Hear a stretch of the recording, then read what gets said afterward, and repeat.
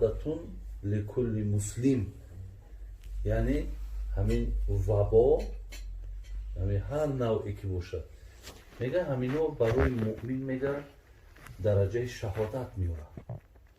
یعنی اگر خدای مهربان مثلا نصیبی ما و شما در کشیده باشه که همین نفرها باید که از همین درد همین دنیا رو پدرود بگن، میگه شما درجه شهادت میبرین. لیکن همینجا یک شرط داره، یک شرط داره. شرطش میگه همینه که انا همین آدم میگه ایتا باوریش بر همین نباشه که مرا همین ویروس امکان داره که بکشه.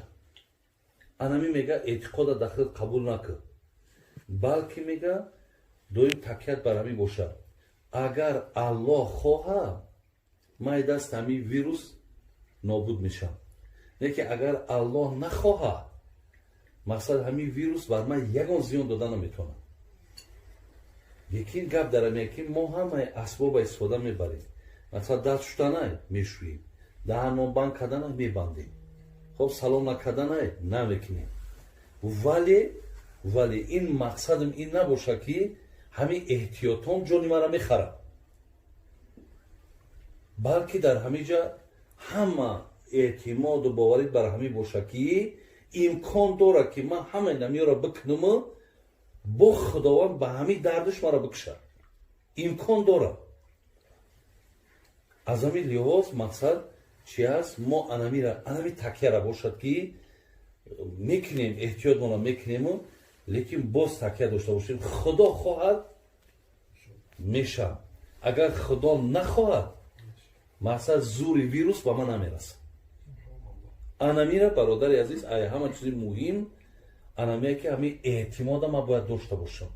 برای بسیاری را میبینی فقط روش گوش دمیه که بچه گنده شیسته همین خدا میداند مقصد همین بسیار خطرناکه. رنگی که نمیه کس یا تمارا میتد کو یا تمارا میتد مقصد یا تمارا میتد بعد همون تمارا میگیری و چیکار میکنی بعد با همون تمار تکیه میکنی. ولی بعضی آدم ها هستن میگه که همین تماری فلانی های یعنی با همون شخصیت تکیه کسیده دیگر مثلا همین تمار قطیم های من دیگر در تاریکی در کرشا میگردم، در هر جایی که باشد تمار حضرت که قطیم های من مقصد افیت میمونم. انمی خطا های انمی رنگ انمی مثال های برای ما یگانه جای تکیمون الله هایو، ولی احتیاط مونم هست و امکان با دارد که بعد یعنی احتیاط مونم اگر مقدرات ما در رفتگی باشه خدا جان ما بگیره. انمی چیزش مهم ایده.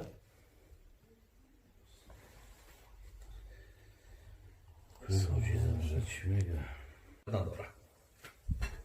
برای این ماه را یک تربیهش همینه که ماها باید که در همین ماه دیگر بعضی خصلت هایی که داشتیم چخیلی که در حج میره و میگردیم میای باید دیگر آدم شای، همین ماه هم باید که دیگر آدم کنن لیکن نشید.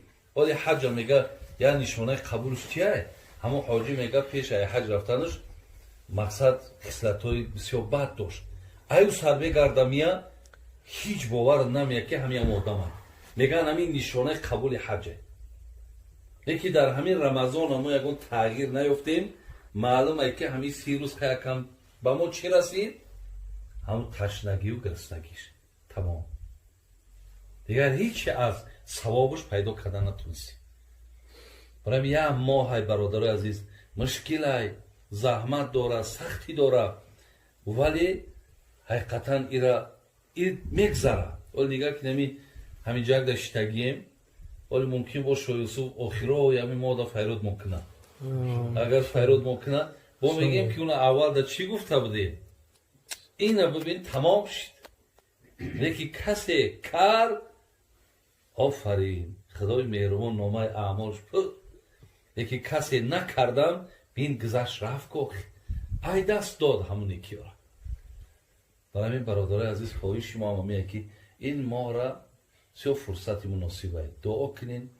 مقصد همین سه دعا را میگه رد نشونده. یک دعاش همین دعای آدمی صائم است. آدمی روزدار دعاش پیش خداوند پرده نداره. مقصد در حال دعاها پیش خدا قبول میشه. کم کمک شبها یگان در کتک نمازی خیلی باینه پیشه چی میخیزین اول تحجداتون بخونین، یک اخران در کچه بخونین یا 4 کچه بخونین. این نور با بالای نور میشه. خداوند عاقبت های هممون را بخیر، ایمان و سلامت نگه داره. آن چی شنیدیم خدای مهربان توفیق شه بر یکایک ما شما نصیب دهد. سلام علیکم.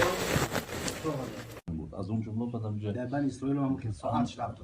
بله بود در سوره بقره دفعه حضرت موسی داشتگی میگه 70,000 میبود. از اون جمله میگه در همینجا ایره امام نووی میاره میگه 83 تا بچه حضرت انس مردگی در همین تان جاری.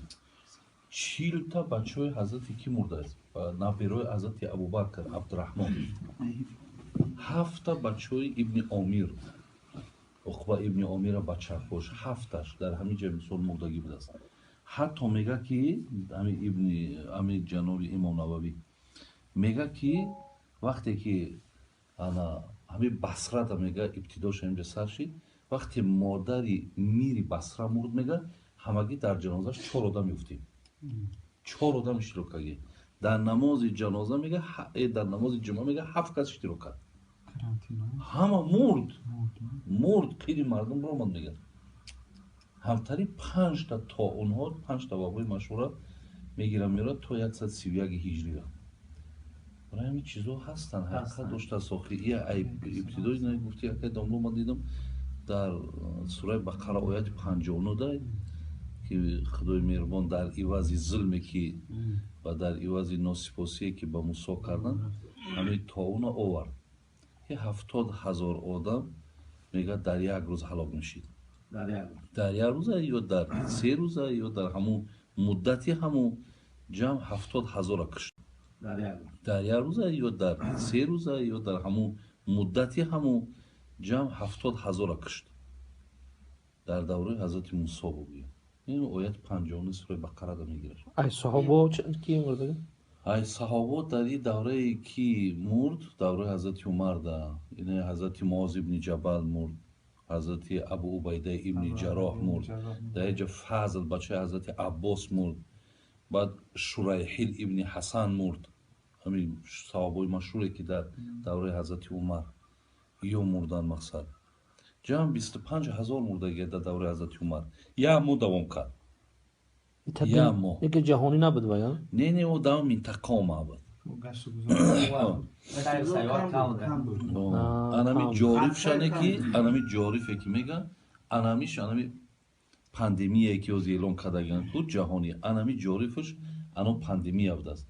همین خیلی او زمان دا تا یه اندازه را که امروز سمالیات قپیدن کرانتین کردن جنازه دا نزدیک نشین همه را اینا ششتگی هم جنازه کردگی هم خیلی چهله یا خیلی دیگر شاید از همون حساب هم همین تاثیر شد کرده که زمان دا دونالدو دعا کب خیزه دعا کنیم الحمدلله لذیت همون سکون